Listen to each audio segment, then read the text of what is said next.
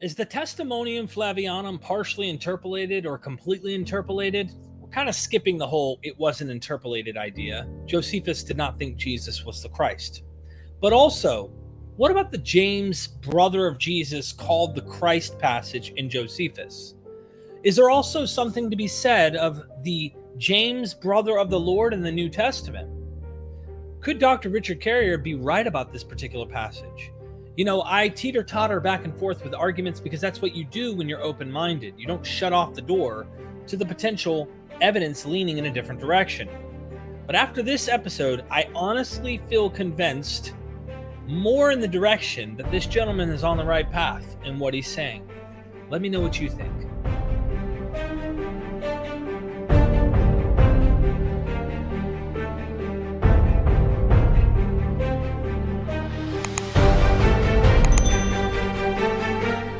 We are MythVision. Welcome back to MythVision Podcast. I'm the host, Derek Lambert, and the question is the Testimonium Flavianum partially interpolated or completely interpolated? We're all beyond it not being interpolated. At least my audience is. And with the guest I have today is Ken Olson. Welcome to MythVision. How are you? I'm good. Glad to be here. I am as well. So you've written a really interesting article. I'll pop our names up on the bottom here as we go along.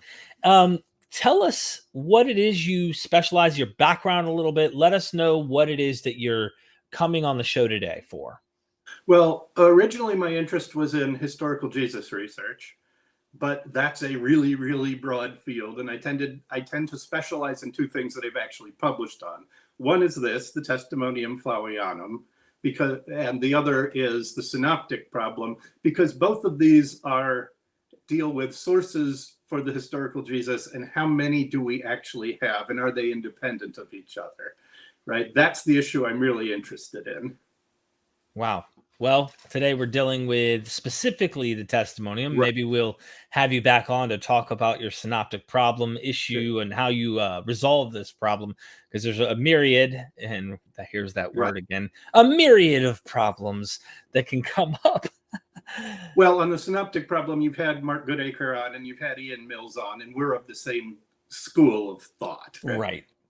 So the Farrer hypothesis, and that's always fun to listen to, but I don't think I've done one where someone actually focused their specialty on the Testimonium.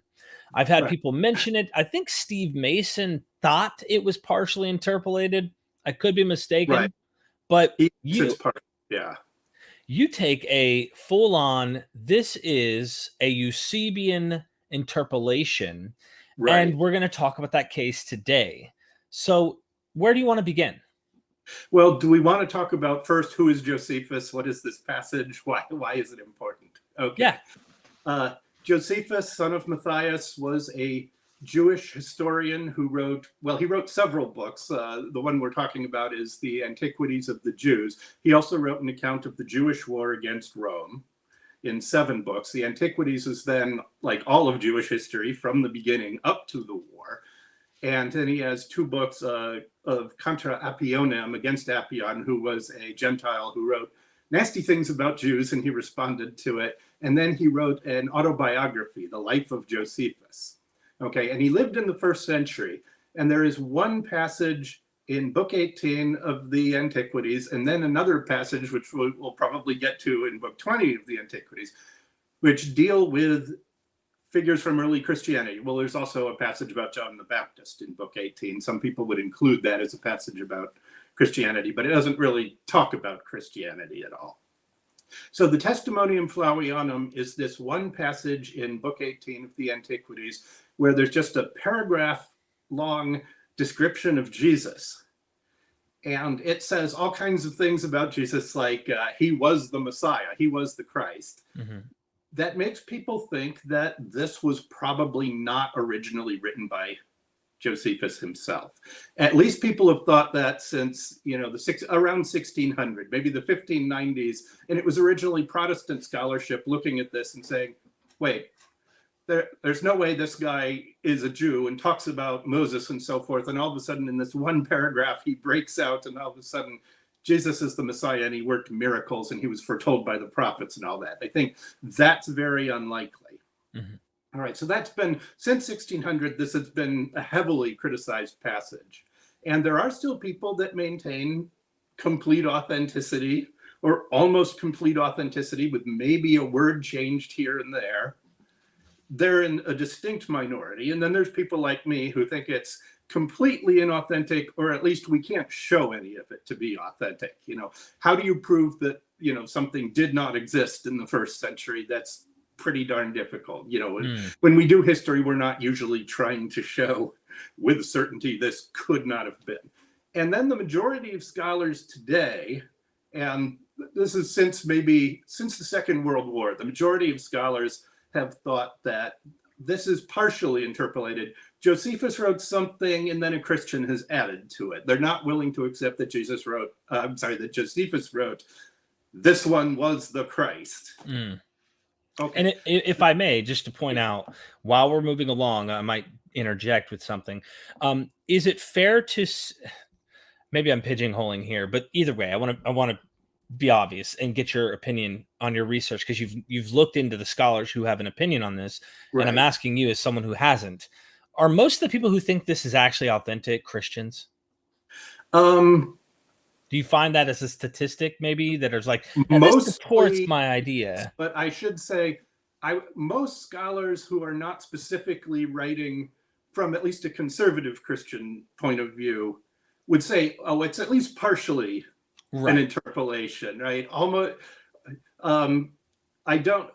One of the scholars that holds it to be almost completely authentic is Alice Wheatley, and I don't know her religious beliefs, but she's not writing as a conservative Christian, right? She thinks I've got this theory and I'm going to show it. Mm-hmm. And I hesitate to generalize about Christians, because one of the problems when you're talking about the Testimonium or what scholars believe, there's all kinds of Christians and they believe all kinds of things. Right. I just ask because it seems more of a conservative position, whether you're Christian or not. But I asked this of Mike Licona. I recently had an apologist guy come on and said, hey, we're dating these texts. And he goes, well, I know an agnostic who dates Mark to the 40s. And I went, oh my gosh. So I wanted to ask him, like, the people who are dating this stuff early, I said, aren't they mostly like conservative evangelicals or something? Well, everybody loves somebody from the other camp who agrees with them, right? Mm-hmm. And I've seen this with Tim O'Neill that you've had on the show. Well, he's an atheist and he says this, so it must be true because no atheist could possibly err on the side of Christianity. Right? And if you quote a Christian against these people and say, but this person is a Christian, well, are they a real Christian? Do they believe the fundamentals that I do and so forth? Yeah. So everybody is biased in favor of their own theories, including probably me. I just don't know what my biases are. I think they're right. So I that whole line of argument with this is Bart Ehrman frequently comes in for that. Like if a conservative Christian wants to argue for something, even Bart Ehrman admits this is true, as if it is not possible to be more skeptical about anything than Bart Ehrman. Yeah, and I want to do the reverse role real quick just to point out, I wonder if there are any mythicists out there who actually say that this passage is not a complete forgery. Are there any mythicists out there? And if you're out there, comment down in the description. I'm letting them know. I'm trying to ask them because you probably don't know if there are any. No, Most of the ones I know are going to probably look at what you're doing today and go, see, and even if this is correct, I'm interested to know, are there any mythicists who say, sorry, I think it's partially interpolated. I think there's some validity here. No, because if you grant that there's a Jesus discussion here of somebody at the base, wouldn't that undermine the entire premise? I don't know. I'd be interested to hear what they have to say. So anyway, just wanted to give the tit for tat for both sides of how people are interacting with this. Right. Okay, so should we go through the language of the passage? Yeah. Okay. Then you want to put that up on the... Sure. And what translation is this?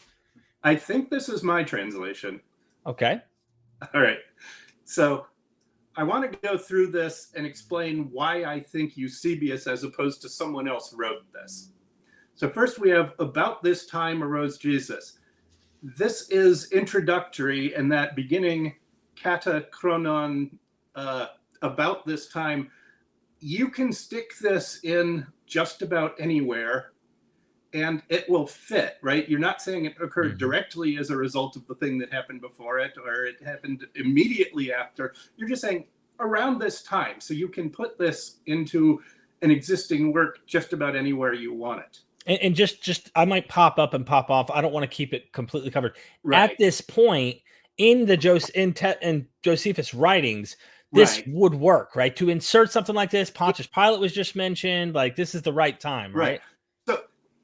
So there's an internal mention of Pilate in the Testimonium Flavianum, and it begins with about this time. So if you're an interpolator, right, and I am undecided whether Eusebius himself put this into the Antiquities or whether a Christian scribe read this in one of the 3 works that Eusebius wrote where he quotes it, right? This is and he actually quotes it differently in his 3 works. This is the version found in the Ecclesiastical History. There's an earlier version in the Demonstratio Evangelica and a later version that survives only in the Syriac translation of his Theophany. So no Christian seems to have been aware of this text before the time of Eusebius. And then he quotes it 3 times in 3 different works. All right. And the wording appears to be in agreement with the wording of the Ecclesiastical History.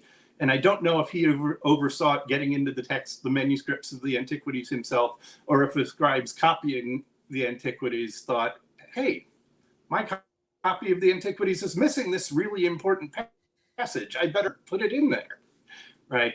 And that is an important thing that separates me from many other scholars, is that most of them are looking at the Antiquities and thinking, why did a scribe insert this? Oh, he must have thought there was a problem with Josephus not mentioning Jesus at all, and that was the reason. Or it needed to prove Jesus existed, and they put that in. No, I think Eusebius wrote it for his own reasons having to do with his own work, and it only later got put into the Josephus Antiquities. Okay. All right. So back up. Arose Jesus, a wise man, if indeed one ought to call him a man, for he was a maker of miraculous works. All right. So one of the first things people say, oh, well, a Christian wouldn't have called Jesus a wise man. And this is one of the things that people just sort of theorize, what would a Christian do? As though Christians all thought and wrote the same things. Well, there is one place where Eusebius refers to Jesus as a wise man. And secondly, this passage doesn't say he was only a wise man, right? Christians wouldn't say Jesus was not a wise man. That would be that he's not only a wise man. He is a wise man if one ought to call him a man, right? For he was a maker of miraculous works. He must have had a supernatural nature. There must have been something beyond the human about him, right? For him to say this. And the justification, the first justification is he was a maker of miraculous works. Well, he did miracles. So therefore he must have been beyond an ordinary human. I do want people to know they can go actually in the description and read the article that's going to go far more into depth on this. And he sourced it quite well. So there's a lot of sources you can go back up what he's saying. I just wanted to give that quick plug in the midst of this, because you're leading to this point of, well, why would he even call him a wise man? And what is Eusebius engaging with in his day? Right. So thanks for reminding me. I do address this in the paper to which you linked, but Eusebius is writing after a pagan critic of Christianity called Porphyry. And Porphyry had quoted oracles of Apollo, the god Apollo and the goddess Hecate, where it said Jesus was a wise man of the Hebrews. But the Christians who are involved in error mistakenly took him to be divine. And Eusebius, this is in the background of his mind. Like, he quotes this in the Demonstratio Evangelica after the Testimonium. The Testimonium is book 3, chapter 5, and in chapter 6, he gets to Porphyry. All right. And he's dealing with that in his mind. Was he a wise man, as Porphyry said, or was he more than that? And it seems like the Testimonium is directly addressing this question. Was he a wise man, or was he more than that? He was more than that. Okay. And so he says, a wise man, if indeed should call him a man. So he's not saying he's not a wise man. He's saying, well, is it really proper to call him just a man? For he was a maker of miraculous works. He was a maker of miraculous works, a teacher of human beings who received the truth with pleasure, and he won over both many of the Jews and many of the Gentiles. This one was the Christ.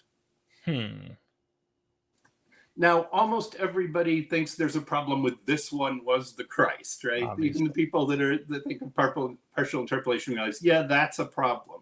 Alice Wheely, who wants to retain almost all of the Testimonium, suggests that we're missing a word here. It said this one was believed to be the Christ.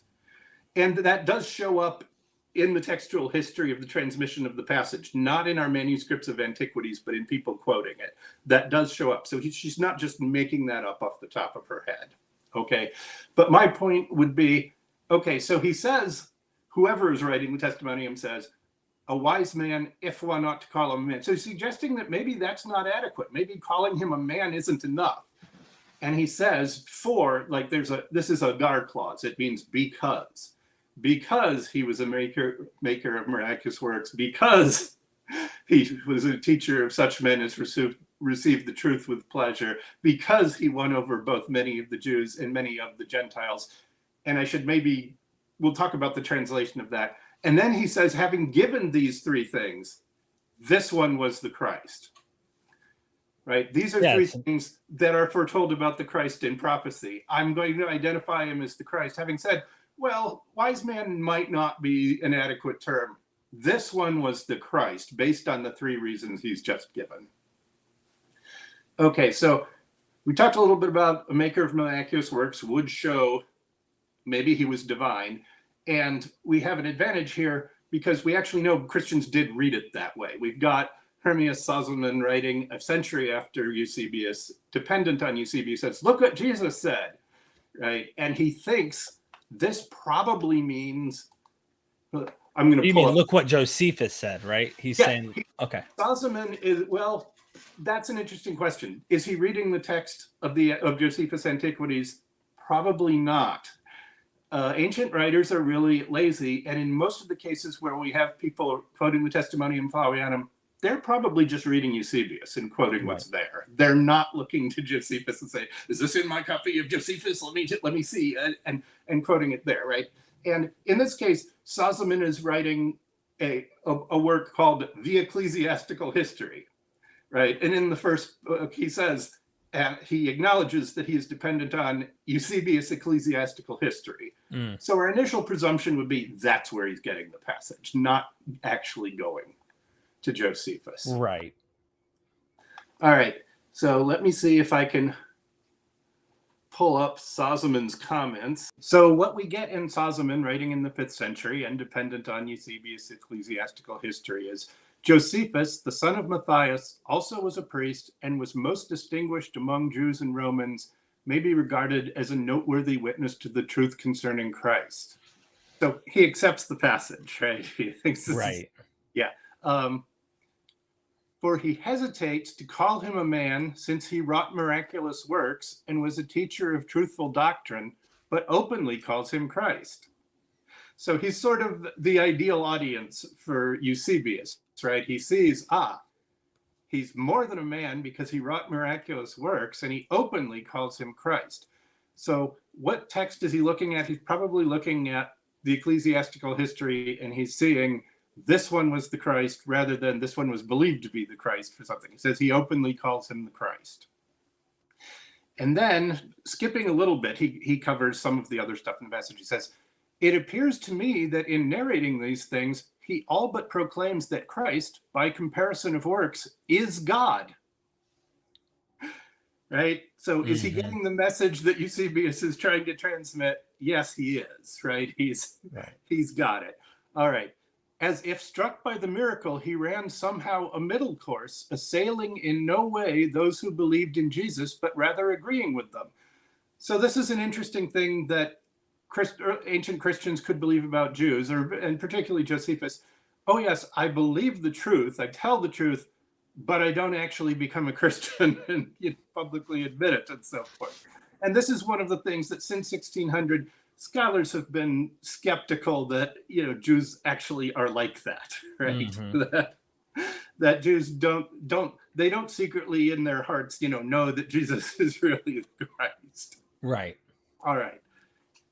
So back to the main passage, like this one was the Christ. That is the one scholars object to. And we can see that in Eusebius, in the Testimonium Flavianum, right? It's saying, well, sure, maybe he was a wise man, but that's not enough. He was more than that. He made miraculous works. He taught the truth. He won over both Jews and many, and I think that should actually be translated from the Gentiles. This one is the Christ. This one was the Christ. Okay, a couple tangential issues there. You occasionally hear arguments about something like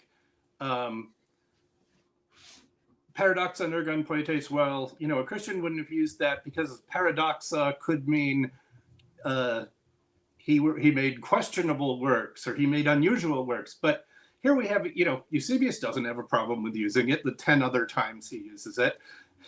Then we have Sozomen. Does he have a problem with that language? Does he say this sounds skeptical or something? No, he gets it. Then we have the word pleasure that, well, a Christian wouldn't have used the word pleasure.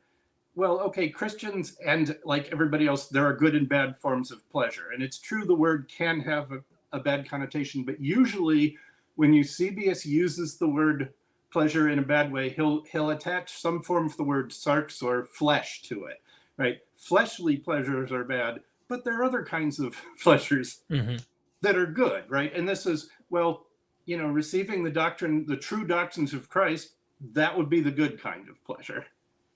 Right. Yeah. All right. So and just to mention, like Josephus doesn't use this language elsewhere in this manner in his writings. Okay. Does he use it? Well, of course, if we go by individual words, I think he uses all the individual words. It's that we never find him using paradoxon ergon poietes. That three-word combination never occurs elsewhere in Josephus, and it's about 10 or 11 times. In Eusebius. Right. And the counter argument to that some people have offered is, well, obviously he got it from Josephus and he liked it so much he used it 10 times. You falsify an argument like that. If you're willing to go there, how do you say? Yeah, how far are you willing to go to say Josephus's vocabulary has absolutely impacted Eusebius to the point where everything he's writing, in all his writings, he's using that. Yeah. Okay. And the thing is, people that are used to thinking of this as a Josephine passage, that seems like an obvious place to go to them. But I think if you're coming at this fresh, you really wonder, aren't you going a long way to say this language that Josephus never uses elsewhere and Eusebius uses repeatedly? Okay. And Alice Wheely, who's written an entire paper in, I think, 2007 responding to me, says, yes, but there's one place where where Eusebius includes other people as makers of miraculous works. It's not just God and Jesus. He does use it to describe God and Jesus, but in one place he uses it to describe prophets as well, right? And her argument is, so it's not adequate to describe Jesus because it can also be used to describe the prophets because they were makers of miraculous works. I think this is another one of those arguments that really stretches. Okay, is there any reason to believe that a Christian writer wouldn't use the same words to describe Jesus' miracles as the prophetic miracles? I don't think there is. And the other thing is, when you say, this language isn't adequate to describe Christ, well, firstly, Eusebius uses it repeatedly to describe Christ. Right. Secondly, he uses it to describe God. How is it inadequate? And I suppose you could press the issue and say, well, no language is adequate to describe Christ or God. That is a common thing in Christian theology. And Eusebius says that in Book 1 of the Ecclesiastical History. He says, no account could ever describe, the fullness of Christ. So, but he's forced to try to do that in human language, right? We can look at, we don't know what language he would use to describe Christ that would be adequate, because there is no adequate language. We can only look at the language he does use to describe Christ and God, and paradoxa and ergon poietes is that language. Right. Yeah. I mean, he's using it to describe, yeah. So He must think it's at least appropriate, if not adequate, right? It was the best available language. now, Mike, one of the things I was mentioning before we hit record was just this whole Jew and Gentile thing. Oh. That sounds, and I would like you to get into that a little, if you don't mind, just getting into the specifics, because I always saw this as a red flag of, if you will, anachronistic a bit, that the movement has already taken off. Paul's mission's already full-fledged. The church is now the church. It has hierarchies and bishop probably. Well, I don't know if it's bishops, but it definitely is already developed, as we see. Right. And the early church would have been Jewish only, it seems, the earliest. So you occasionally hear that argument made the other way, that this must be Josephus, who is at the time he wrote the Antiquities is now living in Rome, and it's in the early 90s. So he must be confusing what happened in Judea during the lifetime of Christ with the situation that he knows in Rome, where there's a Gentile church. And I think this is a bad argument because, first of all, you're dismissing Josephus as an historian. Does he take things that happened in Rome and project them back onto into the 30s, right? Mm-hmm. Right.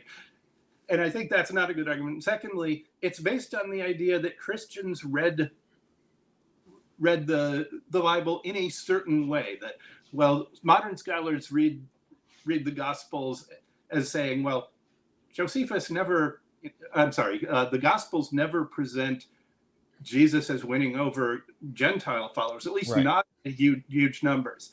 And the thing is, the way modern historical critical scholars read the Gospels is not the way the church fathers read them.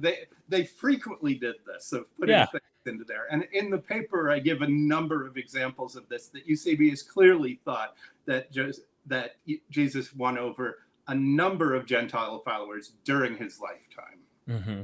Right. And one of them, just as one example, the woman with the flow of blood passage, Eusebius makes her a Gentile. Now, there's nothing like that in the gospel. It doesn't identify her as a Gentile. But Eusebius thinks she was a Gentile. So we frequently find people putting, and particularly Eusebius, moving that Gentile mission back into the time of Jesus in the 30s. Right. All right. Which raises lots of red flags for me. So. Right. And that word Gentile, it's Hellenikon in the Greek. Now, both the word Jews and the word Greek, in ancient languages, there is no way to distinguish between Jew, a person who follows the religion of Judaism, and Judean, a person that lives in Judea, right? Or a person who is of the Jewish nation living somewhere else, right? Mm-hmm. Jew and Judean are the same word. Ancient languages don't distinguish between those two things. And interestingly, this word Greek is pretty much the same way. It doesn't really mean Greek. This form is Hellenikon, but it's from Hellene, which is the way people used to refer to Greeks. But it's not just a cultural label, it's a religious label. When you say I'm Hellene, I worship the Greek gods. Right. Okay, and Eusebius actually expands this category. This is in Demonstratio Evangelica, Book 1, Chapter 2, where he says basically there were two kinds of people. There are Jews who accept the one God and follow these Mosaic practices. And then there are Greeks, and he means polytheists. All of them, not just ones that are ethnically Greek, but all polytheists who worship a number of gods. He's calling them Greeks in that case. And he asks, where would the Christians fit? And the interesting thing is, he sees the Christians as the heirs of the ancient Hebrews. He thinks Hebrews and Jews are two different things. It's possible for individual Jews to also be Hebrews if they understand the spiritual sense of Scripture. And this is a problem with ancient Christians, like Jews. Well, they keep reading everything literally, whereas actually it's spiritually meant to foretell Jesus, right? When you see all this stuff, right, about Mosaic law, but it has this spiritual sense, then Jews are following it literally. Real quick, who is it that we're talking about who sees Christians as this unique fulfiller, if you will, of the Hebrew category? Right. it's Eusebius. It's found in some of the other church fathers, but I'm particularly talking about Eusebius does this in Demonstratio Evangelica, book 1, chapter 2. You can probably find that online if you Google it. Okay. So he thinks that there are these ancient Hebrews, and they accepted the one God, but Moses hadn't lived yet. So they weren't following the Mosaic law. So he's talking about Abraham, the patriarchs, right? They existed before the time of Moses. He says, so the Christianity is the refoundation of that original religion of the Hebrews, where they worship the one God, but they don't follow the Mosaic law. So he says the Christians are the heirs of the ancient Hebrew patriarchs. It's not the Jews that are the heirs of the ancient Hebrew patriarchs. But but the interesting thing about that argument, he says, there were two, before Jesus comes, there were two kinds of people. There were Jews and there were Greeks, or Hellenes, meaning polytheists. And here it's saying Jesus won over many from the Jews and many from the Gentiles. And then later in the passage, and I'm going to skip ahead here, he says, the tribe of Christians, or the nation of Christians, so called after him, right? And still to this day, the tribe of Christians named after him has not failed. Now, what is this nation of Christians? Well, they're no longer Greeks and they're no longer Jews. There is a new nation who are named after Christ. They need a new name because they are a new nation. So they're named after Christ. And what characterizes them? Well, they received the truth taught by Jesus. That's the definition of Christian. They received the truth, as opposed to the people that are still Jews and still Greeks who didn't receive the truth taught by Jesus. Okay, and he says they have not failed. Now, there are a few counter arguments I've seen against this. One is not failed. Well, why does he say not failed negatively instead of saying continued positively? And this is actually what's called negative iteration, that we find this frequently in ancient literature, and you still hear it today. Paul says, I am a citizen of no small city. I am a citizen of a large city. Right. And so we find this, the book of Acts has a few examples of this, right? Negative iteration. So when he says they have not failed, he's saying they were successful. Yeah, right. Yeah. And when we actually find this in Acts 5, where the book of Acts in the New Testament, 5th chapter, there's a meeting of the Sanhedrin, and they're wondering, what can we do about this, this group of Christians? And should we do anything? And a leader of the Pharisees named Gamaliel gets up and he says, leave it alone, because it's from God, it will succeed. And if it's not from God, it will fail. Wink, wink. Wink, wink. It's successful. Yeah. And the rest of the book of Acts is about how it grew, right? Right. So we know this, right? Yeah. And I think that's the same thing in the part of the Testimonium, right? Like, it would have failed if it weren't coming from God, so obviously it is coming from God. Right. And the other argument I've seen is the word phylon, tribe or nation, is disparaging. Well, there are two arguments. One is it's disparaging, and one is Christians as a missionary religion wouldn't have wanted to use this narrow, particularistic ethnic term. That second argument is easily refuted. Eusebius and other Christians frequently refer to Christians as a new race, right? They're a new kind of people. They're a new nation, and Eusebius does this. Alice Wheely has a particular form of the argument that says the word phylon in Eusebius is disparaging. It's a negatively valued word, and she points out there are a number of times where Eusebius refers to a phylon of demons, right? So demons are bad. And again, I think this is really trying to rationalize a conclusion. Mm-hmm. Okay, we have cases where Eusebius uses the word phylon for women, and Wheely's case is, women were frowned upon in the ancient world, so a phylon, a nation of women or a group of women, would be bad. And there's no particular evidence that Eusebius meant to disparage women when he said that. Mhm. And then there's a place where Eusebius refers to stars, and he refers to their tribes and nations using phyla in the plural. Well, he's not disparaging stars in Right. that. Right. Right. And then she brings up, well, he wouldn't have used this particular ethnic designation, phylon. Elsewhere, he uses Laos or genus or genos. And there's a third one, which doesn't, right?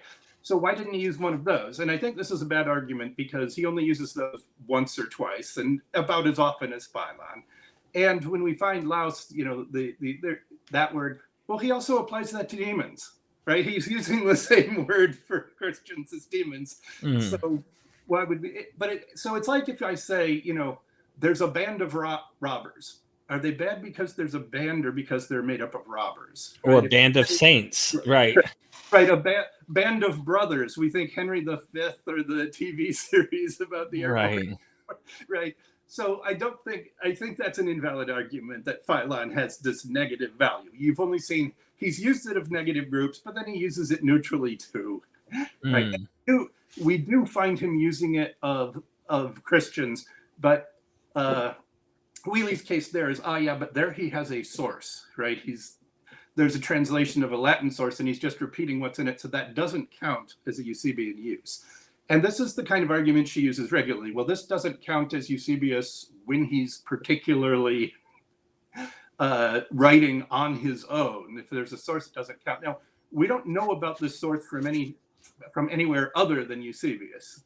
No one else has this. Right, and he may have translated it himself. Wheely argues it doesn't, but in any event, he doesn't seem to take exception to this word phylon and then he repeats it and uses it. He doesn't object that it's disparaging or something like that. Okay. Do you want to put the passage back? Yeah, the second half. We're in the second half of this Josephus passage. Okay. Although on the accusation of the first men among us, Pilate condemned him to the cross, those who adhered at first did not cease. So the accusation of the principal men among us and Pilate condemned him, I'm not going to say that's fairly straightforward and self-explanatory. Okay, I give an unusual translation of the word agapasantes as adhered. It's usually translated as loved, and that's a correct translation, those who loved him at first, but can also mean adhered or cohered or something like that. Now, every time Eusebius uses this word in identical form, the participle plural, it's always describing the attitude that Christians have toward Christianity, right? So I translated as adhered, and scholars have also jumped on this did not cease. What did they not cease from? The text doesn't actually tell us, and this is pretty unusual. Whether Josephus wrote it, whether Eusebius wrote it, it's kind of strange that did not cease what? And most people assume it's, if they translate agapasantes as loved, those who loved him at first did not cease. Well, they didn't cease to love him. And that's not a bad translation, but I'm going to go with a translation from the early 20th century from Richard Lacour, who he accepted the authenticity of the passage, but he's looking and says, what did they not cease? What were they doing? And he thinks they didn't cease accepting the truth that had been taught by Jesus earlier in the passage. He thinks that's the thing that they're continuing with. They didn't cease that. And I think he's probably right about that. Okay, why is this important? Well, who thinks that Christians are people that accept the truth? Is that a Jewish idea? Is that a pagan idea? No, that would be Christians. That's a Christian idea, right? We're starting with an assumption of this is the truth, and that right. There will be, and you'll see this even among like modern Christians. I'm not all of them, right? But there's a certain stripe of Christians. If you don't accept Christianity, they go to Romans 1:18 through 25. It's because you're suppressing the truth in unrighteousness, right? Right. You actually know this, but you're suppressing the truth in unrighteousness. But this idea that the things taught by Christ are the truth, and that's what defines this group of people, I think only a Christian could write that. And the pushbacks on that for the use of truth earlier in the passage, John Meyer has suggested he means they're gullible. Right? People who receive the truth with pleasure. But it doesn't say they're accepting everything with pleasure. It says they're accepting the true things with pleasure. Yeah. If he said false things with pleasure, then we'd have a case easily showing, yeah, that's true. But and in her earlier writings, Alice Wheely conjecturally amended the text here. Well, maybe originally it didn't say truth, it said ta ethe. They accepted unusual customs with pleasure. And she's dropped that in her later writings because her high ground is, I'm going to explain the text as it is without rewriting it. And if she once, starts rewriting the text, but she's lost the high ground on that one, right? Once you start rewriting, oh, well, of course, Josephus couldn't have said that, but I can rewrite it into something I believe that Josephus could have written, right? That sets the bar pretty low, right? We could have, anybody could do that. I don't think, Josephus wrote this, but I can rewrite the text into something that I can accept he would believe. Right? And there are a lot of people that want to do that, but what is the justification for doing that? The justification is, well, I'm sure he wrote something and it couldn't have been this, so it must have been something else. Well, how do you know he wrote something in the first place? That's the thing I want to see. Right? Okay, got it. The text we've got is clearly not written by Josephus. What's the evidence that underlying it there is some original text? All right. And the other pushback I've seen on that is, well, maybe Josephus didn't really know very well what Jesus taught, and he thought it was just basic Jewish teaching, so he calls it the truth. Again, can you show an argument like that is impossible? No, right? It's possible. But he seems to have defined, the author of the Testimonium Flavianum seems to have defined Christians as the group that has accepted the truth taught by Jesus. And that seems like something that only a Christian would say. Right. That makes sense to me. Okay. Now, the other thing, I think the only thing remaining in the passage that I would have to explain is... he appeared to them on the third day. Yeah. On the third day, living again, as the divine prophets had spoken these and myriads of other wonders about him. Myriads. Now, yeah, myriads is a very common Eusebian word. The kai ala myria in this case. Those three words together, I think there are 6 uses in Eusebius and none in Josephus, and that's documented in the paper if you want to look up the citations. But what is he saying? Well, they saw that Jesus had been crucified. Why didn't they abandon him? Right? This is a Eusebian argument that he takes over actually from Origen. Eusebius is not actually a great original thinker. Most of his ideas came from Origen, but it's, why wouldn't the disciples have abandoned Jesus once they saw that he ended up crucified? Well, again, we have a gar clause, which implies causality. They didn't abandon him because he appeared to them alive again. So they didn't just hear the truth that he taught. They proved this proved the doctrine of the resurrection to them. Right. They knew, right? They knew this was true. Why are they willing to go out and face martyrdom? They knew the resurrection was a fact. I just think it's a huge red flag too that he mentions, like, as the prophets spoke about. As the prophets said. Yeah, right. I mean, you're talking to a Jew who's writing his histories, who would have not accepted his prophets to speak about Jesus. To be fair, there are people like Alice Wheely that want to retain that as authentic. Okay. All right. I'm just saying, like, would he have applied that to Jesus? Like, right. You know what I mean? The vast majority of scholars would take that out. Like, if indeed one should call him a man, he was the Christ. And then this whole thing about the resurrection is foretold by the prophets. The majority of scholars, like John Meyer, like Steve Mason, they're saying, no, he didn't write that. I admit that. But the thing is, it's so closely tied to the rest of the text. That's the reason that they didn't abandon him. That's the reason the tribe of Christians hasn't failed. Right? There's a causal connection there. I don't think you can just take it out. And the other thing that I think is the prophets had foretold these and myriads of other things. What are these? Is it just that he would be crucified and arise again? Or is it the entire earlier part of the testimonium? He was a maker of miraculous works. he was a teacher of the truth. He would win over many of the Jews and many of the Gentiles. And all those things are things that Eusebius specifically says, these are foretold about the Christ in prophecy, right? So not only are those things, contributory to seeing him not just a man, but the Christ, that's also part of what was foretold about him in prophecy, right? According to Eusebius. All right. Yeah, that's... Yeah. Okay, so that's a prima facie case, right? It looks like a Eusebian work. All right. So what else should I talk about? Okay, yeah, no, sorry, I didn't want to interrupt you. So yes, I think it looks like it. You've got a good case to say, why, and it really does pique my interest. I've heard people say this before. Specifically, mythicists really enjoy going to this particular point because it takes away from the idea that this is actually accounting for the historical Right. Jesus. So before we move on, just to get your thoughts on the James passage, because that connects to this idea of, is the New Testament James, this James, and is this Jesus that we're talking about here, or is this a different guy named Jesus? What's going on here?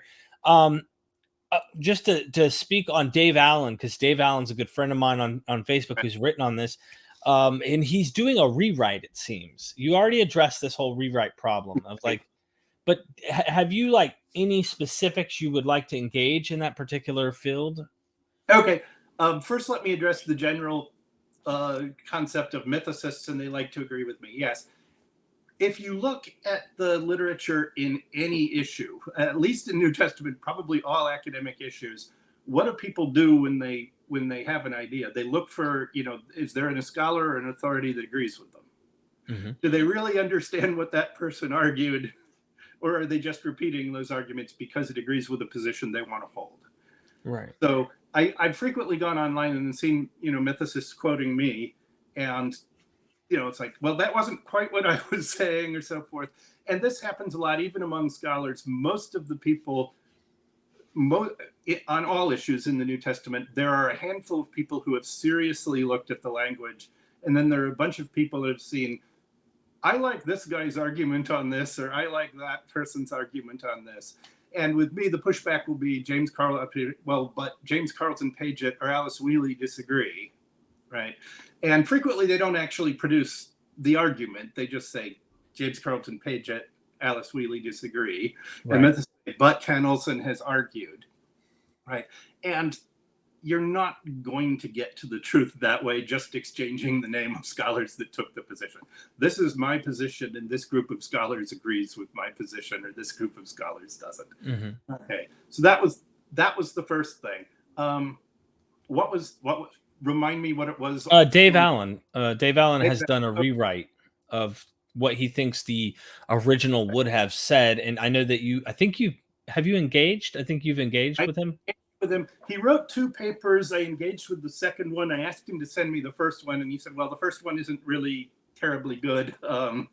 Just to engage with the second one. And I've done that. And what I've noticed is all of his arguments for originality are appeals to the authority of Alice Wheely. And he does do a recap of our arguments. But he says, but Olson has said this, but Alice Wheely has said that. So he uses the argument for paradoxa and erga and poietes and says, as Alice Wheely says, it's inadequate, right? So we've already addressed that argument.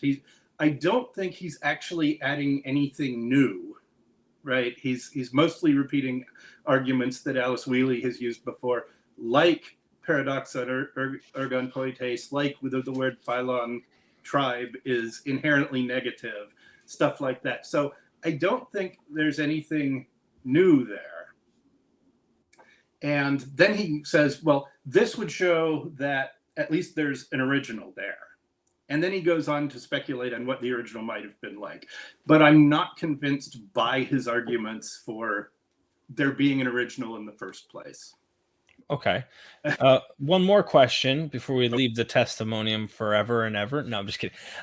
Is your work, this specific work that you've done here, Louis Feldman, is like a leading Josephus scholar, from what I understand, like the world's most well-known on this particular issue, you changed his mind. Is what I was told. Right. So he died in 2017. Okay. But in 2012, he re-examined the issue mostly based on something that I wrote. Okay. I actually have two papers on this, one from 1999, and he had only seen the earlier paper, and another from 2013. Right. The one that you've linked to is the 2013 one. But he was convinced by the 99 paper, which has its virtues, but also I wouldn't put it that way now. Right.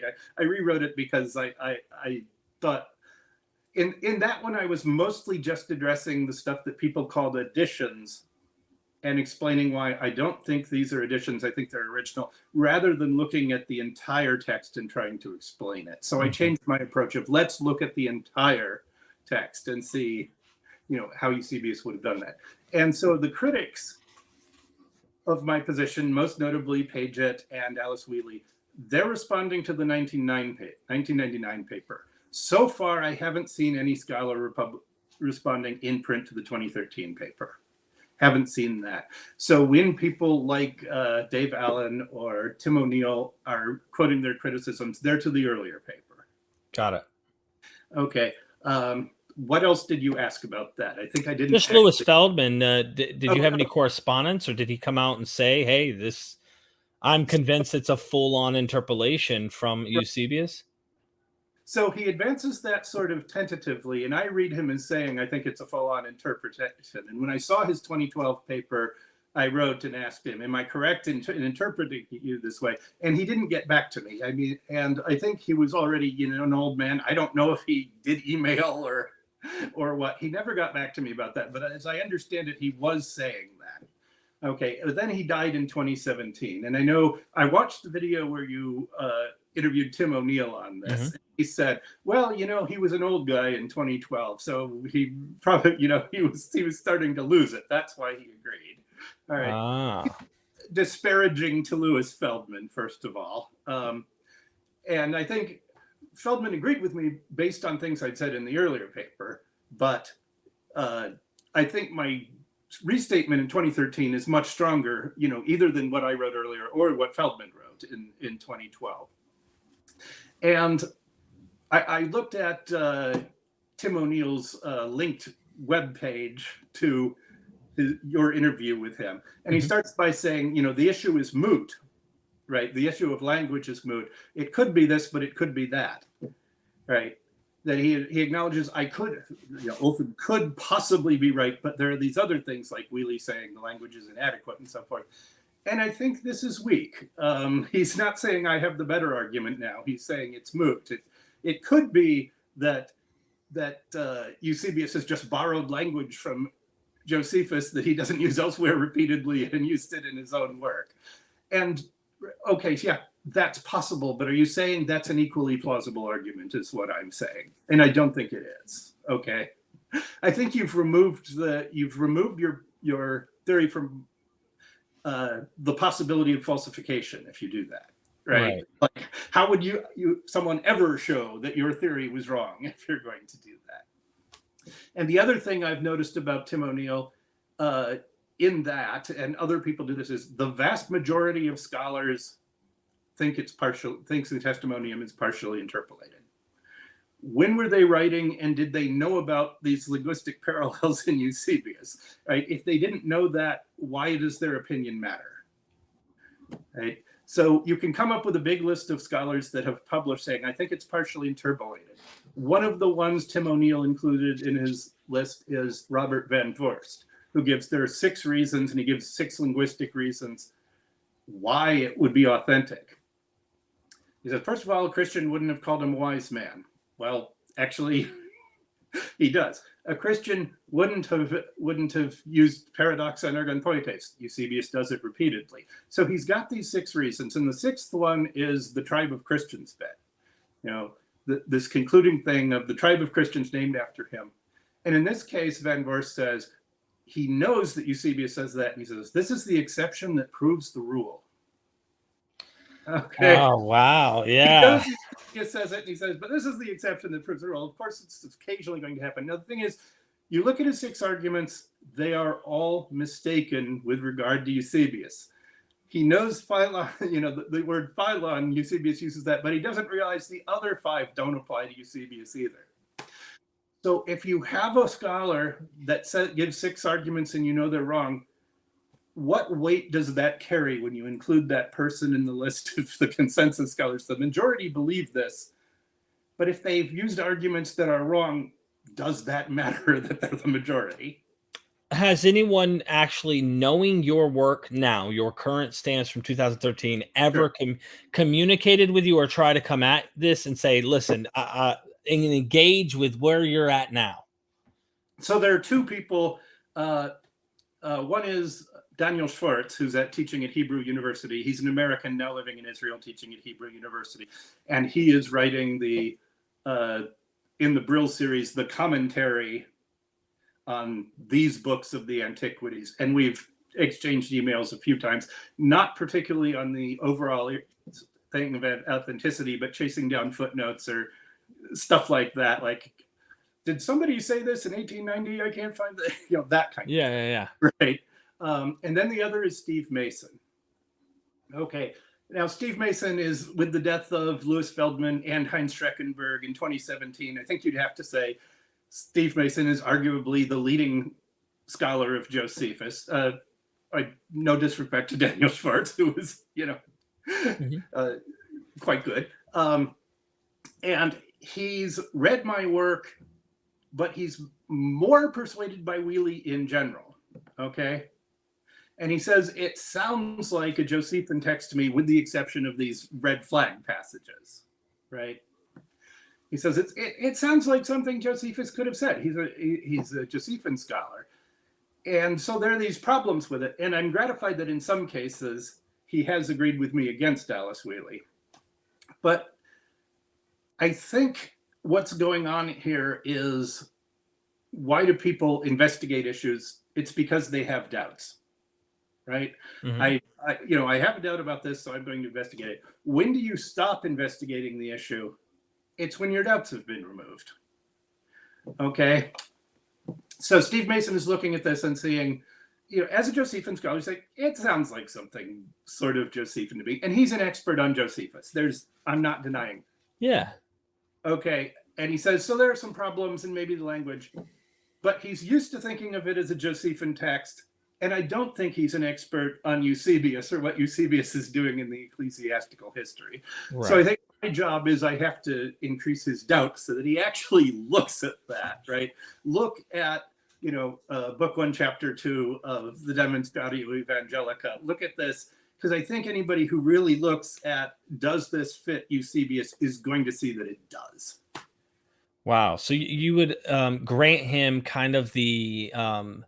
look, I don't think he's looked at all of this. And so he's kind of put on the Josephus glasses only, rather than saying, let's see, since we already see problems here, let's see if this were putting on the Eusebius glasses, if this makes better sense. Right. There's a lot of stuff he looks at and says, I never had a problem with that part of the text, right? And I think, well, you should have a problem also with that part of the text and look at that. Ah. Yeah. Okay. Well, people don't change their mind easily. When I published my first paper in 1999, I thought everyone will be persuaded by that because I was young and foolish. That doesn't happen in scholarship. There aren't these sudden sea changes where you publish one paper and everybody says, hey, we were all wrong, and changes their minds about everything. Some people double down, right? A lot of people double down. Yeah. Wow. Nobody likes the new guy on the block bringing in something that they haven't looked at. Oh, man. Okay. Let's talk about James. James. If you don't mind, I know it won't take too long, but just tell us what's going on here. So first of all, the James passage keeps me up at night. Okay. I'm pretty sure I've got the Testimonium Flavianum. Eusebius at least thoroughly rewrote the passage. I can't prove there was no underlying passage, but I don't see any evidence for it. I think I've got that one. My confidence is up here. Okay. James, I think the part about the brother of Jesus who is called the Messiah is probably interpolated but I don't have the degree of confidence about that I do about the Testimonium. Okay. All right. So starting with the weaker arguments, one of the things people say is, well, the Testimonium, it's obviously overblown, right? Anybody looking at that, any modern person, like Christians before 1600 were apparently not worried about this, but like modern people looking at this. Did I lose you? You're not moving. No, I'm here. Modern people looking at that will see there are problems with the statements. If indeed one should call him a man, he was the Messiah. He appeared to them alive again after his death on the third day, as the prophets foretold. People look at that and that sends up a red flag. But this passage about James doesn't send up a red flag in the same way, right? Right. Obviously. I mean, he's not called God. He doesn't look like he's God. He's not a miracle worker. He's just called the Christ. He's called the Christ, right? So the first thing is, why would somebody interpolate that, right? Well, what would be the point? And I think in this case, the point is just to identify the James that was in that passage as the Christian James, right? And so it doesn't send up any red flags, but there's a book by Sabrina Inovlaki, Eusebius, about Eusebius citation practices when he's citing Jewish authors.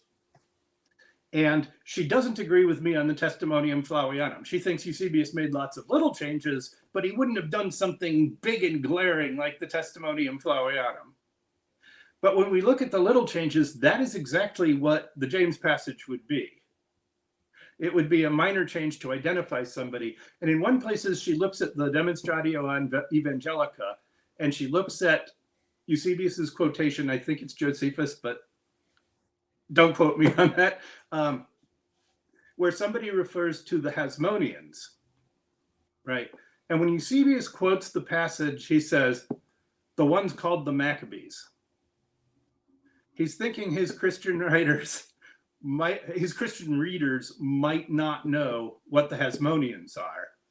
So when he quotes it, he glosses it with the ones called the Maccabees, so that his Christian readers will know that these are the same people that they've heard about called the Maccabees, even Hasmoneans. So I'm thinking if the James passage is interpolated, it wasn't for some great Christological point or anything. It's just somebody wanted you to know this person that was put to death is that other guy called James, the brother of Jesus, that you Christian readers would know from elsewhere.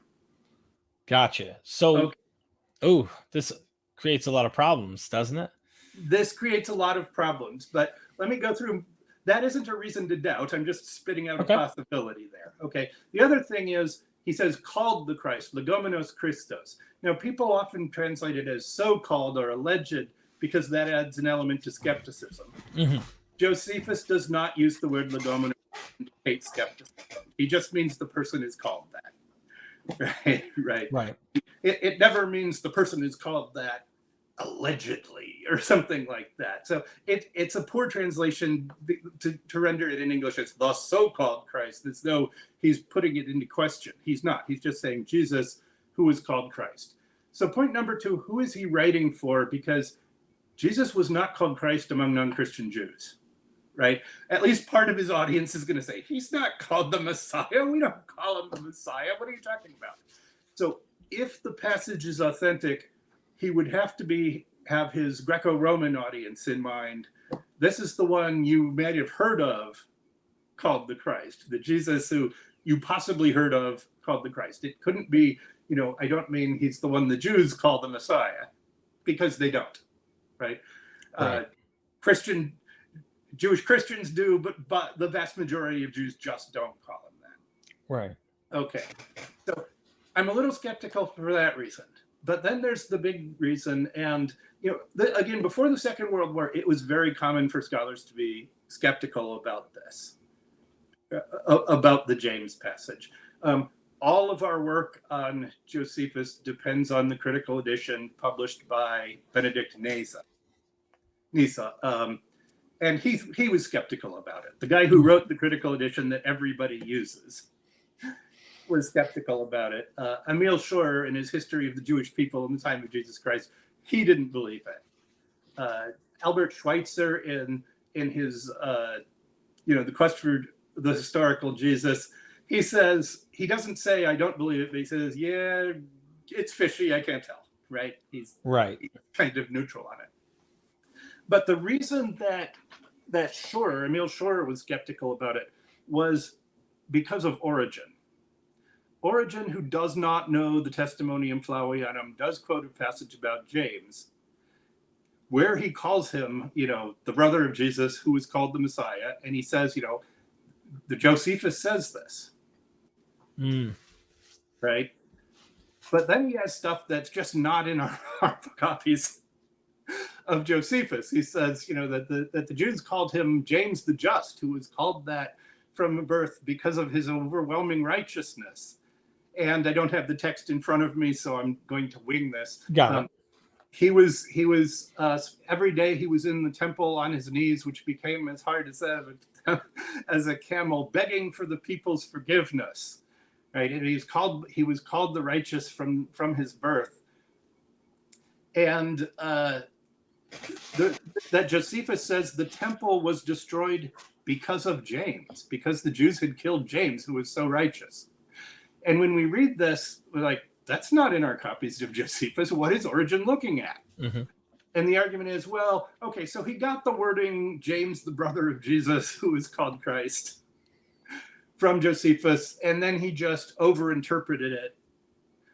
Or he read Clement of Alexandria or Hegesippus, who do have this story about the temple being destroyed because of the death of James. And he confused the story in Josephus with these stories in Hegesippus or in Clement. Now, my problem with this argument is, so if what he actually has in mind is the story in Hegesippus or Clement, why do we need to suggest he's actually got the Josephus Antiquities in mind? Oh, does he say he had Josephus in mind? He mentioned Josephus Antiquities, but then he quotes the story that doesn't appear in Josephus. The only resemblance is the brother, that a guy named James, the brother of Jesus, who is called Christ, it gets stoned. In the Hegesippan version and the Clement version, which Origen attributes to Josephus, he's addressing the Jews from the top of the temple and is thrown down from the temple, and then he's stoned to death. And so what people who champion authenticity argue is, well, he read this in Josephus Antiquities, the brother of Jesus who is called Christ, and then he added elements from these other stories because he was confused, or he just thought those were good stories. Mm-hmm. Right? Let's include that. But then we have the problem, okay, so if it's inauthentic, how would that happen? Well, again, I think it's Eusebius. So he quotes the Origen's version of the passage about him being thrown down to the temple. And he says, Josephus says this. No manuscript of Josephus has it. Origen says it was there. And then Eusebius says it's in Josephus. Now, here I agree with the majority of scholars who think Eusebius doesn't really have a manuscript of Josephus that has that. He just accepts Origen said this, so it's probably right. Right? He doesn't have a manuscript.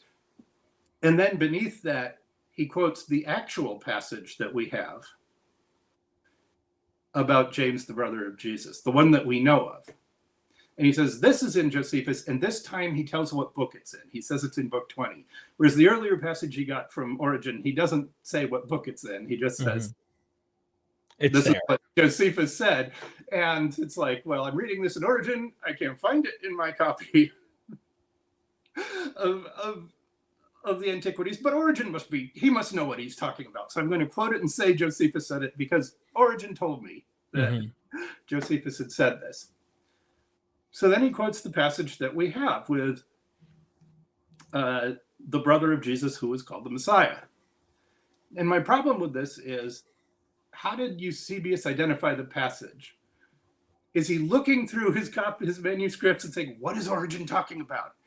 I think he may have found a passage about this guy getting executed. And he thought, that's got to be the Christian James. So he's used the identifier that Origen used, the brother of Jesus who was called Christ. And that's the way he quotes it in the ecclesiastical history. And again, as with the Testimonium Flavianum, scribes copying this, my copy of Josephus' Antiquities must be wrong. I'm going to copy it down the way Eusebius says it should read. Mm-hmm. All right. So that is what I think probably happened. Am I sure about it? No. This one keeps me up at night. Let me throw a few things at you, see what your thoughts are. So when I read your paper on the Testimonium, Eusebius was quick to put words in the mouth of others. And I wonder if, and this is speculation, James is going to be far more speculation than what you were producing when it came to the Testimonium, in my opinion. But is it possible that Eusebius is actually inserting in the mouth of Origen this idea that he said it's in Josephus? Has he inserted it into Origen? Well, first of all, that we'd again have a scribal problem because we do have the text of Origen's Contra Celsum and his commentary on Matthew where he quotes this and says this is in Josephus. Okay. So we'd have to think, okay, is Eusebius rewriting Origen saying this? Got it. Okay. So technically, the James, brother of Jesus, called the Christ. Right. Just so I get it right, Origen is seeing that. Origen is saying that he is seeing that in Josephus. That part. Are you saying that part was there originally? I am saying there was a man, and possibly his name was James, who was put to death by the Sanhedrin. Okay, by stoning. Mm-hmm. And technically, the passage doesn't say he was put to death, only that he was charged with a capital crime that would result in that. We're assuming that it actually happened, right? Right. Okay, so I'm thinking there was a passage about someone whose name might have been James, who got stoned to death. And that Eusebius sees this and he thinks that must be the passage that Origen was talking about. This is the Christian James. And he's then glossed the passage with the identifier that Origen used when he was quoting something or paraphrasing something that just wasn't in Josephus at all. Mm-hmm. So technically he was called the Christ part was added? Was added as an identifier so that Christians reading this would understand who this James was. Got it. Right? If we read the passage as it stands, because we read it as being James, the brother of Jesus, people assume that, he was innocent, and Ananus, the high priest who brought him up on these charges, was persecuting Jesus' relatives and all that. But if you don't look at it with the brother of Jesus who was called Christ, there's no hint in Josephus that this guy that was put to death was not guilty and did not deserve this, right? Right. That's something that Christians coming to, it must have been that they were persecuting Christians, but that isn't what the text of the Antiquities said. And I'm thinking, again, Eusebius is reading this and, there's this guy that's put to death. There isn't any other passage that he could have identified with the person described by Origen. So just to get into some more detail here, when Origen says James, the brother of Jesus, who's called the Christ, right? Origen's saying that, but in your estimation here, Origen's not seeing that in Josephus. He's saying with his clarifiers, like, this is the one who's called the Christ, his brother. Like, this is the James. Right. I'm saying, Origen came up with that. And my support for that would be, we find Christians saying brothers of the Lord and so forth, right? Jesus had siblings, but that word, that usage, brother of Jesus, with Jesus in the genitive, that first shows up in Origen. Okay. Do a TLG search and that it shows up in his commentary on Matthew and in his commentary on John. He says brothers of Jesus. That first shows up in Origen. So linguistically, I think there's at least some basis for saying that's an identifier that Origen would have come up with on his own. Okay, now we're backing up to something even further into the New Testament before I let you go. This is James, the brother of the Lord. Okay. And the first question I have, it's obvious that there's this James, the brother of Jesus. Even people today will title of books, Eisenman's book, James, the brother of Jesus. And, but it says brother of the Lord. And you know the mythicist arguments. You know, I'm sure you've heard Richard Carrier's argument on this. Right. Dr. Price has a different one, which is kind of a different, interesting take, where he thinks that James is a brother in the Lord, also a baptized Christian, but his designation or his authority is Right. that he's over the missionary activities. So technically, he's this unique type of Christian in a special status, if you will. But everyone else just kind of reads this and goes, look, the first voice that we have that says this guy James is Jesus's brother is when we're looking in the Gospels. He has a brother who's named James, a sibling. How do you understand this? I suspect you're a historicist. You're someone who thinks Jesus existed. Right. But how do you interpret this, James, the brother of the Lord? To clarify that, generally, when speaking with New Testament scholars, you don't identify yourself as a historicist. It's, you know, what kind of debate I'm involving. Right. When I talk to mythicists, I say I usually describe myself as an historical minimalist. I'm very skeptical about the contents of the Gospels.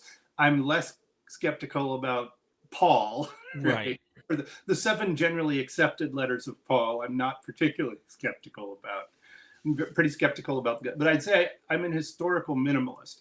But here, I think the mythicists, I haven't read Robert Price. I think Richard Carrier has a case, and I kind of came up with this independently of him. I think that it's possible that that the usage brother of the Lord is not the same thing as male sibling of Jesus. Mm-hmm. Right? He doesn't say brother of Jesus. We have 2 usages in Galatians 1:19 and in 1 Corinthians 9:5, where he says, brother of the Lord or brothers of the Lord. And Richard Carrier, and I don't know him, I think when he published a paper about the James passage, I did send him an email before it was published. Hey, could you send me a pre-publication copy of this? But I'm not in his camp. That's the extent of my conversations with Richard Carrier. But what I wonder about here is he right about the usage of brothers meaning something that's not a brother in the sense of everyone in the church is a brother, but something that there's a more particular category of brother, meaning people who aren't quite apostles, but are brothers of the Lord, right? Because both times that we see this usage of brother of the Lord, it appears to be as distinct from the apostles. We have a mention of the apostles, and then we have a mention of the brothers of the Lord.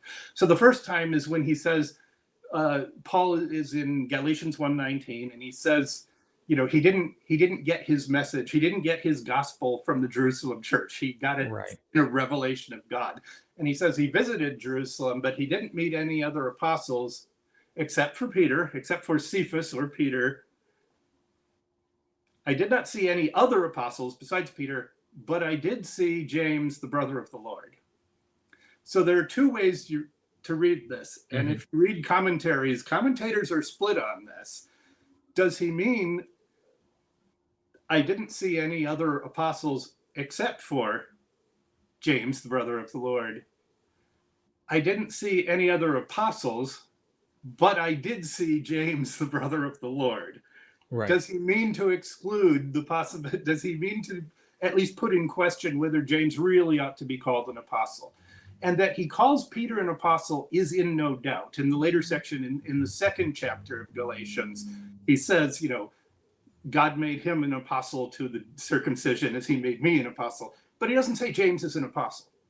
Peter definitely is. Paul thinks of himself as an apostle, but he doesn't say James. And even some fairly conservative scholars like James Dunn think in Galatians 1:19, Paul means to put in question whether James is really an apostle in the way that Peter and Paul are. Okay.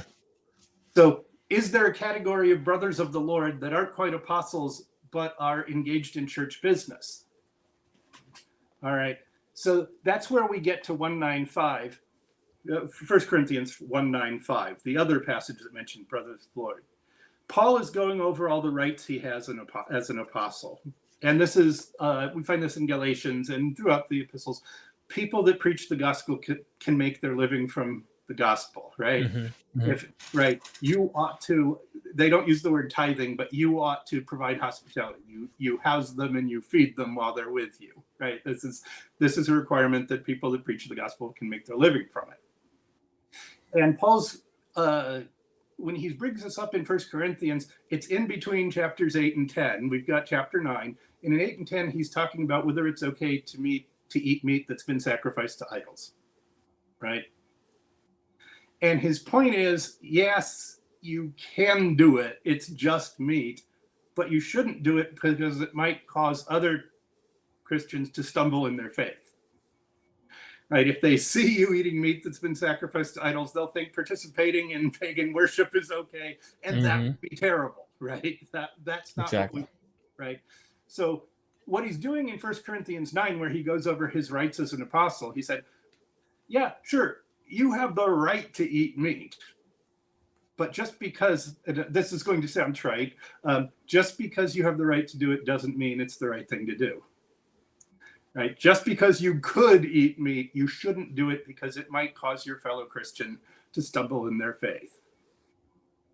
So, and he brings up these rights he has as an apostle, because says, I have all these rights I could have exerted on you, and I didn't use them. Why didn't I use them? Because you might have stumbled in your faith if I did. I could have made you, feed and house me and all this kind of stuff. But I gave up these rights that I had so that fellow Christians would not stumble in their faith. That's the argument he's making. So in 1 Corinthians 9:5, he's been listing all these rights he has as an apostle. He says, do we not have the right, and I'm giving the New Revised Standard Version, do we not have the right to be accompanied by a believing wife, as do other apostles and the brothers of the Lord and Cephas Peter? And this is glossed because believing wife, it actually said the word is sister. Right? Do we not have the right to be accompanied by a sister as wife? And I know you had Ian Mills on, and when he went over the passage, he went, of course, brothers, there is the fictive kinship relation. All Christians are brothers or sisters. The Greek plural brothers would include women as well, right? When you had a mixed group of men and women, you used the masculine plural. Okay. So he says, I have the right to be accompanied by a sister as wife, as do the other apostles and brothers of the Lord. What does he mean he has the right to be accompanied by a wife? Is it just the right to be married? No, of course it isn't. Right? And people get married. Right? You don't. Right. It's not a specific right. What he means is, if I was traveling with my wife on my missionary activity, you would be responsible, or I could claim the right that you have to house and feed her, not just me. Okay? And he's saying this is also the right that the other apostles have and the brothers of the Lord and Cephas. So I want to back up here and say, what are brothers? There's a conservative evangelical scholar of all things named E. Earl Ellis, who wrote a paper called Paul's Co-workers. So he published the paper, and then it's in the Dictionary of Paul's Letters. He has an article there on Paul's co-workers. And he thinks besides the generic term brother, there's also a specific sense Paul uses for people that are engaged in church work that are brothers. All right.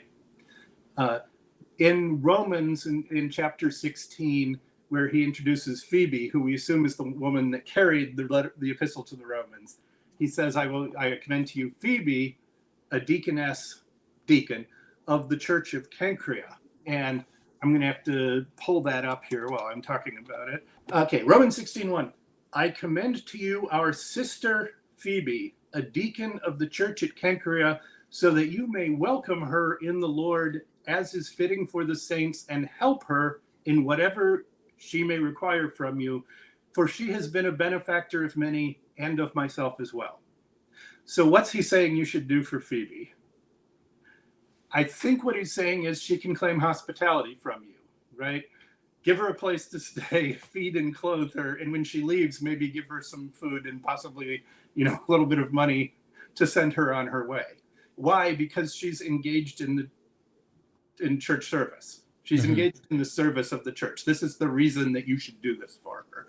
Sister Phoebe can claim this.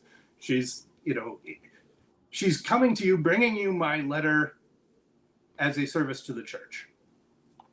Okay, and in return for this, you should feed and house her. So then I'm going to jump to 1 Corinthians 16, where Paul is talking about Timothy.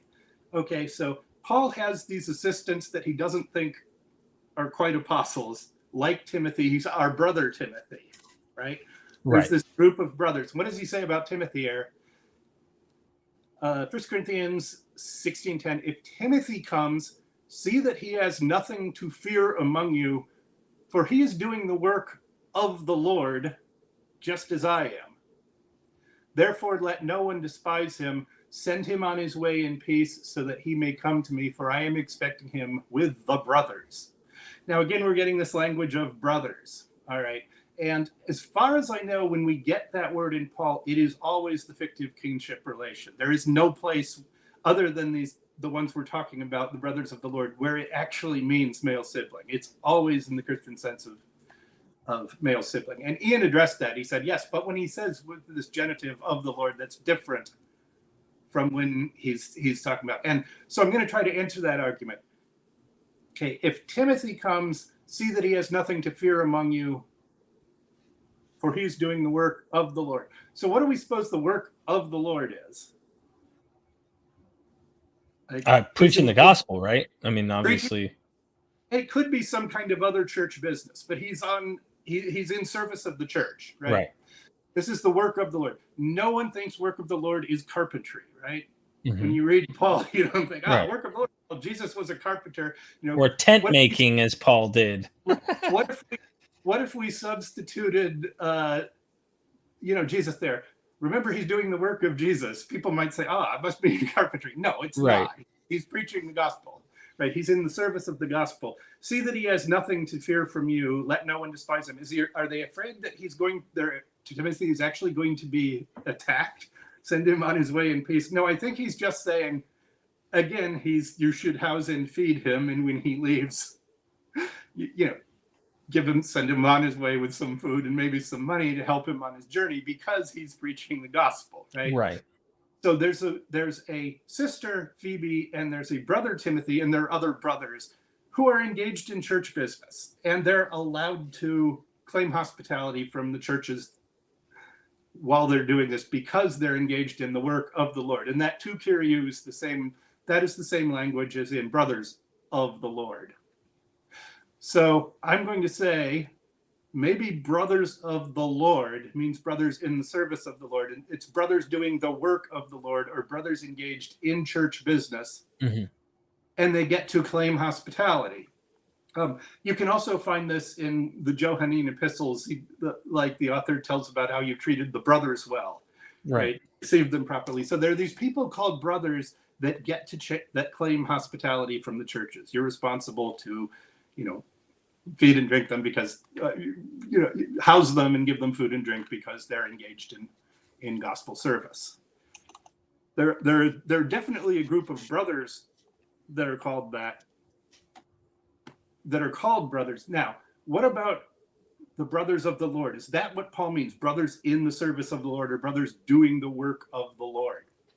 Going back to 1 Corinthians 9:5, do we not have the right to be accompanied by a sister as wife, right? A Christian wife that comes around with us, and you'd have to feed and house her, as do the other apostles and the brothers of the Lord in Cephas. So who has this right? Well, Cephas, right? We know he traveled at least as far as Antioch, right? And when he travels, he can claim these rights of an apostle. And the other apostles can claim these. And then the brothers of the Lord can claim hospitality. Why? Is it because they're Jesus' siblings? Well, no. I mean, no, that's not necessary. Presumably because they're preaching the gospel. Now, there's a paper by William Farmer in which he discusses this passage. He says, this is really valuable because if it weren't for this passage, we'd have no idea that the brothers of the Lord weren't his brothers. Right? Jesus' brothers, like, do we find this anywhere? Is it in the New Testament or anywhere in early Christian literature that Jesus' male siblings were engaged in preaching the gospel, at least outside of Judea? Right? We don't. Right? This is it. This is really valuable because this is the only source. Okay. So my question is, if there are people that have the right to be accompanied by their wife that you have to support, and they include the apostles and they include Cephas, what about people like Timothy and like Phoebe, who are called brothers and sisters? Do they have this right? And I think they do, right? So I think the people that can claim this right of hospitality on behalf of themselves and of their spouses might in fact be brothers engaged in the work of the Lord can claim hospitality. All right. Am I sure about this? No. Okay. Yeah. Not as sure as I am about the Testimonium Flavianum, certainly. But I think that the mythicist argument here that does not mean brothers of Jesus. I think it doesn't necessarily mean male siblings of Jesus. It seems to me it could actually mean brothers who are engaged in church activity, brothers in the service of the Lord, doing the work of the Lord.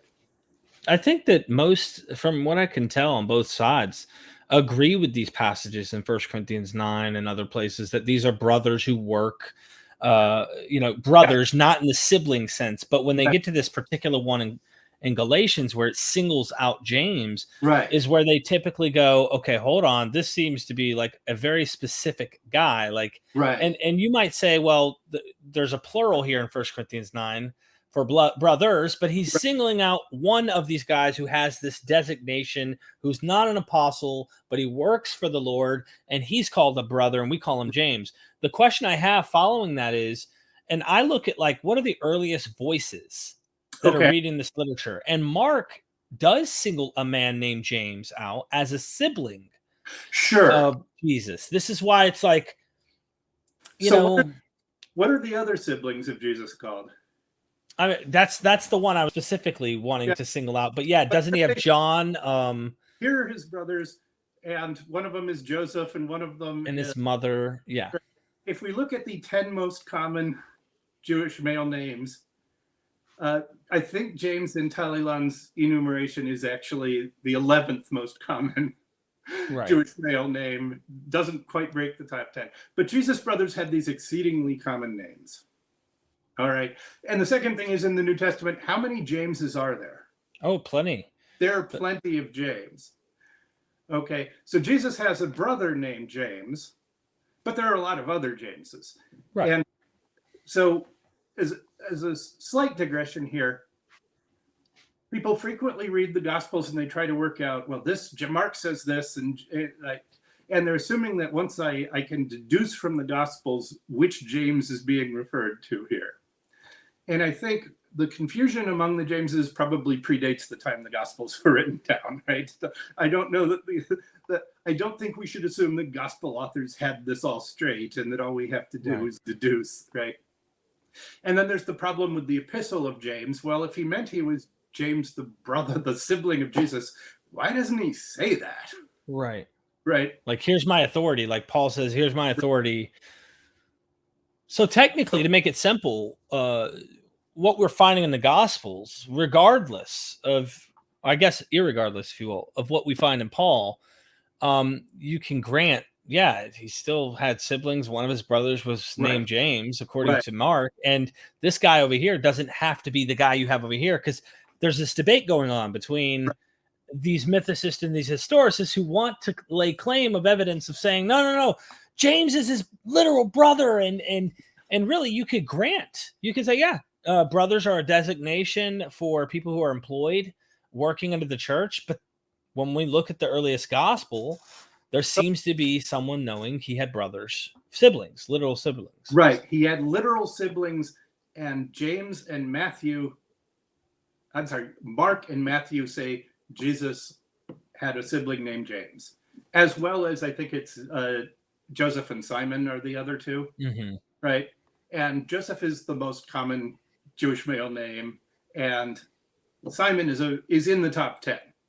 Right. So if we picked a random Jew, what are the odds is that he'd have the name of one of Jesus' brothers? Right. They're not bad, right? Jesus' brothers' names are among the most common names we have. And the same is true when we look at the list of the disciples. Yeah, those are the most common names. There's lots of them. And of course, there's James, the brother of John in the New Testament, who is almost always regarded as distinct. Right. And the other thing here is that list of the names of Jesus' brothers occurs in Mark and Matthew. Luke doesn't have it. Right. I think Luke, though, downplays the family the whole right. Luke in Acts completely wants to whitewash his family out of the picture. But then he has somebody named James show up as a leader of the church in Acts 15. Right? There's the section on James. And I'm not disputing that that's the same person that Paul met in Galatians 2. I'm almost certain that's the, those two are the same. Okay. I think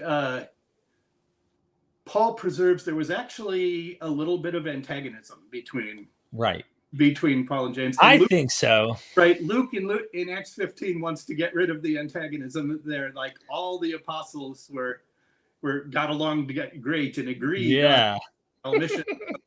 And I think that is definitely not what Galatians 2 is saying. I agree. Right. So who is this James in Acts 15? He may not be his sibling. It may be a different James. Luke never identifies him as the sibling of Jesus. It could be a different James, and I would call him James of Jerusalem or James the Just. And I could digress a little bit about why he's called James the Just. Right. I like James of Jerusalem just because Galatians has him in Jerusalem. But I think he's called just after 70 because of those passages that Origen quotes, that the temple was destroyed because of his great righteousness. Right. It's like, well, we need to explain if God destroyed Jerusalem because they killed Jesus, why did they wait 40 years? Right? Like, what's the big gap there? It was because of this guy, James the righteous one, who was on his knees in the temple praying for forgiveness all the time. As long as he was in there doing that, Jerusalem was safe. But the moment the Jews killed him, God smashed the city, right? Right. So I think that's how he got the name the Just, which doesn't occur in the New Testament. So I think the Just is a name he got later, right? James the Just. There was a James of Jerusalem who I think may very well not have been Jesus' sibling, right? Let me press just a little more as we're leaving out of here on this particular matter of the brothers. Okay. And I mean the siblings, and then of course the brothers being designated workers. So the mythicist model says, who's our best witness? Paul. And notice I'm putting this into the debate. So I'm going to use the term historicist for people to understand. They think there's a Jesus. And who's your best witness? Paul. Okay. So we go to Paul, and what do we find? We find this interpretation that you have brought up that mythicists say, and of course, even you, who's not a mythicist, is saying, yeah, that makes a lot of sense. There's this designation of brothers in the Lord, et cetera, et cetera. But then this is where I think maybe there's a limitation on accepting evidence on mythicist side. They get to Mark, and they go, well, they'll play that. Well, we can't take this to the bank that he actually had siblings just because Mark said it. Mark is euhemerizing this mythological, celestial, angelic Jesus. Of course, this is the mythicist model that is more along lines of Carrier and such, that he's a heavenly Christ. Okay. And so when you see this, he has brothers, and it seems these are my brothers. This is my mother. That's clear what it's saying. They have other things. They'll go, well, Mark is either a parable, or Mark is completely fantastic. It's legendary. It's not to be taken as this is actually an account that he had brothers. But I'm reading this, no matter how embellished or mythologized or legendary you want to make Mark, I'm reading this and I'm saying, this is a voice that's claiming he had brothers. Yeah. So you have to have a conspiracy kind of saying like someone made that up, that he had brothers and sister, or brothers and a mother, right? And if I was going to press the mythicist case, it would be, it's easy to make up, somebody, if they had brothers. And even as an historicist, did they actually know the names of Jesus' brothers, or did they use three of the most common Jewish male names? Right. Israel in the first century.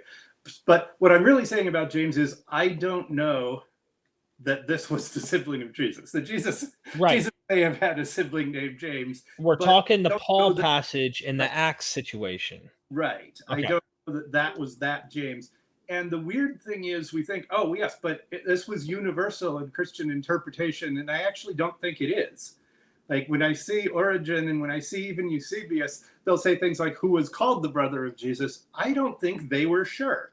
I don't think they actually knew for sure whether this was, an actual sibling or not. And then in the, sometime in the 4th century, we've got 3 different positions developing on whether the brothers of Jesus were full brothers or not. Right. Right.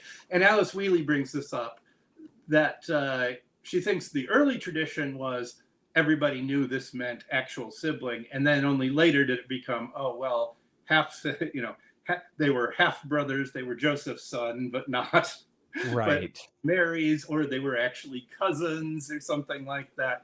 But if we look at the earliest traditions, it's really not certain that this guy who was in Jerusalem was James, the male sibling of Jesus, except for Galatians 1:19. Galatians 1:19 is the passage that states that. And if you accept the James passage in Josephus, that would back it up. But when you look at the guys reading this, the church fathers reading this, they don't seem to be that certain of it. Right. And there are, and in some of the Apocrypha, we'll have, James say, Jesus appears to James after his death that you are not my brother, but you are my brother spiritually. He actually says that. And the argument is usually, oh, but that's late. We can't trust, those later apocryphal traditions. But the thing is, the early traditions are not all that clear. Right. Yeah, this is a really interesting discussion we've had today. We've dealt with the Testimonium. We dealt with the James, the brother of Jesus, the so-called, if you will, they called him the Christ. Not the so-called, but they called him the Christ. And then, of course, the James and Galatians passage, the brother of the Lord. And I asked all that just to kind of make a point to the historicist. And I say that, obviously, if you're in the debate, you know what that means. Do they need to die on this hill is the question. Do they need to die on this hill of making Galatians fit this sibling model, or can they find common ground with others and then still grant that here seems to be a reference? Someone believed he had siblings, actual family, in the Gospel of Mark and then Matthew. So who are you wondering wants to die on this hill? Well, the reason I mention that is historicists. A lot of historicists I know, which had me going along that lines of thinking this is actually his sibling. Right. Will die on the hill of making this Galatian passage be talking about actual sibling, blood brother of Jesus. Like this has to be his brother. And almost like if they don't die on that hill and they grant it to the people who are saying these are just designated, workers in the church that are working along with sisters and brothers of the Lord, not siblings, that they're giving mythicists all this ground in their mind. And I think they're afraid that this means, well, Jesus never had siblings, and therefore you technically can write him out of history as never existing and stuff. You know what I mean? As someone that follows the mythicist debates, there are other things in Paul, like he was born of a woman, born under the law. And I think, no, he was a human being. Paul accepts this was a Jewish man that was born of a woman. Like that's, I agree. Saying that. I mean, if you wanted to hold up the mythicist argument, a lot of people go, well, that was interpolated. And I think, okay, Or they say, as I've heard, I think Dr. Carrier takes the approach, born of a woman. It seems to be very symbolic because he talks about being born of Sarah from above and all of this kind of stuff. So he started to take a different approach to this. This is the way where I would depart from him. I think Paul is saying he was born of a woman or born of a human being. And a mythicist could also just say Paul was mistaken. He didn't know what he was talking about. But I think he's talking about a human being that lived in the relatively recent past, right? Right. Right. I agree. That's the way I would read it. But I do agree with the mythicists that I'm not certain about this brothers passage. I doubt that, and I doubt the James passage. And I think a lot of that is, again, historical inertia, that we're used to reading it a certain way, and we're going to continue, reading it that way. This has been fantastic. Seriously, I've had a blast, Ken. You have done you just went in and did all of this. I really appreciate it. How can people find you other than the paper, which I have linked down in the description? That's a good question. I have a blog that no one looks at. It's actually just a place for me to keep stuff that when I'm debating, when I'm talking to other scholars, rather than try to include it in a Facebook message, I say, look at this blog post. I just started it in December and I only have 3 posts. I suppose just Google my name.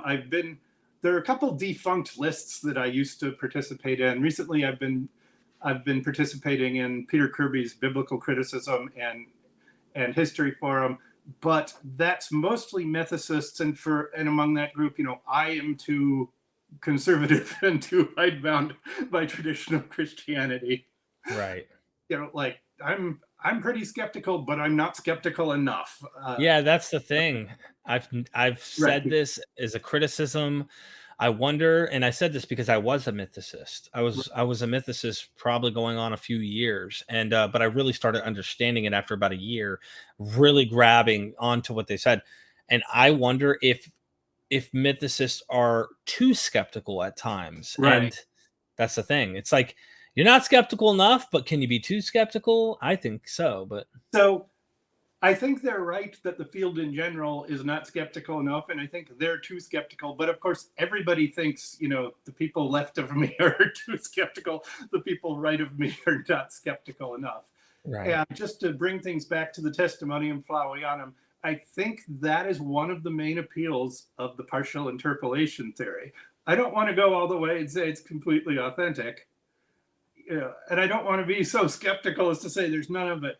So let's come up with this middle ground. And the thing is, the middle ground isn't necessarily going to be right.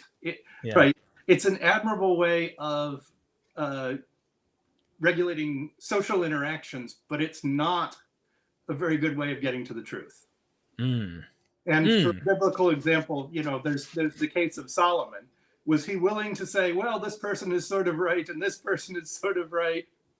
Let's compromise, and each of you gets half the baby, right? Right. So he didn't want to do that. He came up with a way of testing the truth, right? So it's like, clearly the woman that doesn't want the baby cut in half, she's the one telling the truth. That's what the point of that story is. You don't just figure, well, this person says this person, this person says something else, so I'm just going to take something in the middle and say that's the truth. And the point of the Solomon story is that isn't how you get to the truth. Wow. Yeah, you have me really put some question marks on the James passage for the James in Galatians. Really has me thinking about that as well. I love changing my thinking with new ideas such as you when you come on. I'm a very flexible-minded person where I try to go with what I think makes the most sense. And I try to fit that in understanding, because I'm a guy who thinks there's a Jesus now. It doesn't mean I'm dogmatic, but to me, there's a lot of criteria that just comes in that makes me think that way. And I keep bringing it back to that because I know a lot of people watching this are going to be interested in what you have to say. But I really appreciate you also on the Testimonium, because I never really thought about Eusebius in light of his current circumstances and how they would have been modeled perfectly for the Testimonium Flavianum. So, right. Thank you. And I hope you have a wonderful day. Thank you, ladies and gentlemen. Go down in the description, read the article. It's not too long. And tell us what you think in the comments section. Don't forget to like the video and check out our Patreon, because that's where this will be firsthand. Don't forget, we are MythVision.